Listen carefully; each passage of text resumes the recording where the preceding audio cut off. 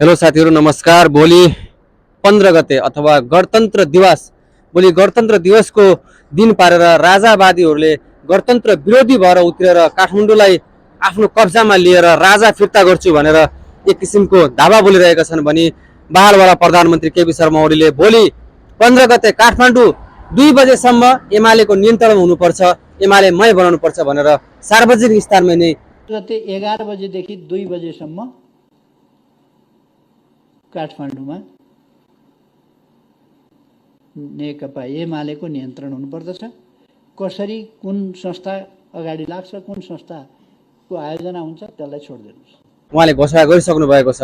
अब हेर्न बाँकी छ भोलि कसको ज्यान जाने हो, कसको गाडी जल्ने हो, कसको पार्टी कार्यालयहरू जल्ने हुन्। यता एमाले र राजावादीहरूको भिडन्तमा कसले ज्यान गुमाउने हुन्। जसले गुमाए पनि गुमाउने त आखिरी नेपालीको छोराले होला नि, नेपालीको सन्तानले होला नि। यस्ता घटनाक्रमलाई न्यूनीकरण गर्नु जरुरी छ, तर अबुझ पार्टीका झोला बोकेका झोलेहरूले कसरी सम्झिन्छन्। आशा गरौँ भोलिको आन्दोलन शान्तिपूर्ण होस्, कसैको जनधनको क्षति नहोस्